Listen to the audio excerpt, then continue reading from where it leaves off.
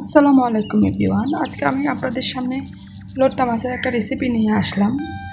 লোট্টা মাছটা কীভাবে না ভেঙে আস্ত রেখে রান্না করা যায় সেই রেসিপিটাই। তার জন্য আমি এখানে চুলার মধ্যে একটা পাতিল বসাই দিব। এখানে আমি 3 টেবিল চামচ পরিমাণ রান্নার সাদা তেল দিছি। এখানে তারপর 3 কোয়া পরিমাণ রসুন একটা গ্রেটার দিয়ে কুচি করে দিয়েছি। রসুনগুলো একটু ব্রাউন কালার করে নেড়ে চেড়ে ভেজে নেব। হালকা ব্রাউন কালার করে ভাজতে হবে। রসুন ব্রাউন কালার করে ভাজলে যে কোনো তরকারিতে ভালো টেস্ট আসে। তারপর এখানে আমি 3টা পেঁয়াজ কুচি করে নিয়েছি। এটা একটু হাত দিয়ে কচলিয়ে দিয়ে দেব। তারপর এখানে আমি 5টা কাঁচামরিচ দিব। এগুলো দেওয়ার পরে একটু ভালো করে নেড়ে চেড়ে একটু হালকা করে ভেজে নিব যাতে পেঁয়াজটা একটু নরম হয়ে আসে। তারপর এখানে আমি 2 টুকরা ফ্রোজেন টমেটো দিয়েছি। আপনারা কাঁচা টমেটো দিতে পারেন এখানে। তারপর এখানে এগুলো একটু নেড়ে চেড়ে আর একটু ভেজে নিব যাতে টমেটোটা একটু ভাজা হয়, পেঁয়াজ কাঁচামরিচগুলো একটু ব্রাউন কালার হয়ে আসে। তারপর এখানে আমি দিব 1 চা চামচ লবণ। আমি 1 কেজি পরিমাণ লোট্টা মাছ রান্না করব, তার জন্য এখানে আমি প্রথমে 1 চা চামচ লবণ দিব, পরে যদি চেক করে লাগে তখন আরেকটু অ্যাড করব। লবণ সহ পেঁয়াজ টমেটোগুলো একটু ভালো করে নেড়ে চেড়ে মিক্স করে একটু ভেজে নিব।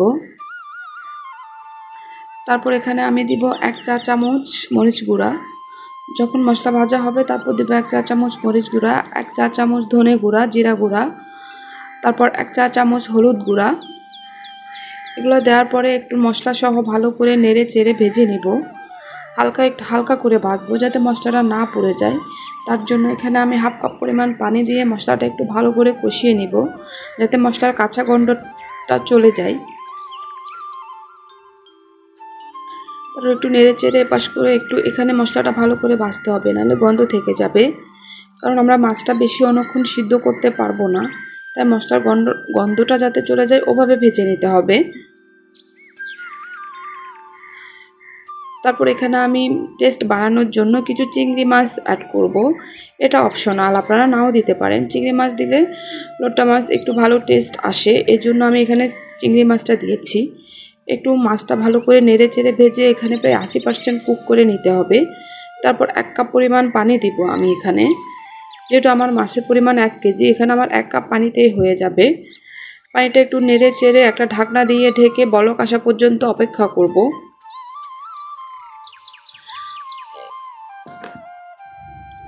তারপরে যখন বলক এসে যাবে এই পর্যায়ে আমি এখানে মাছটা অ্যাড করে দিব।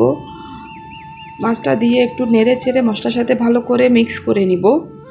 এখানে মাছ থেকেও কিছুটা পানি বের হবে, ওই পানিতেই আমার হয়ে যাবে। এখানে আর নতুন করে কোনো পানি অ্যাড করা লাগবে না। মাছটাতে লোটে মাছে কম ঝোল হলে খেতে ভালো লাগে, তাই এখানে পানির পরিমাণটা একটু বুঝে দিতে হবে। টোটাল আমার 1.5 কাপ পরিমাণ পানি লাগছে 1 কেজি মাছের জন্য। তারপর যখন মাছটা বলক এসে যাবে, এখানে বেশি সিদ্ধ করা যাবে না, বেশি অনেকক্ষণ চুলাতেও রাখা যাবে না। যখন সব দিকে ভালো করে বলক এসে যাবে, উপর থেকে ধনেপাতা ছড়িয়ে 2 মিনিটের জন্য ঢেকে দিয়ে নামিয়ে ফেলতে হবে। এখন যদি মাছটাকে বেশি অনেকক্ষণ চুলাতে রাখা হয় তাহলে মাছটা ভেঙে যাওয়ার সম্ভাবনা বেশি থাকে, তাই বলক আসার সাথে ধনেপাতা দিয়ে 2 মিনিটের জন্য ঢেকে তারপর নামিয়ে ফেলতে হবে। এই তো আমার রেডি হয়ে গেল চটপট লোট্টা মাছ রান্না। আপনারাও এভাবে করে দেখতে পারবেন, দেখবেন একটা মাছও ভাঙবে না, একদম আস্ত থাকবে।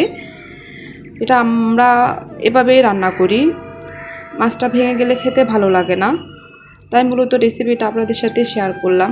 ভালো লাগলে ট্রাই করে দেখতে পারেন। আল্লাহ হাফেজ, ভালো থাকবেন সবাই।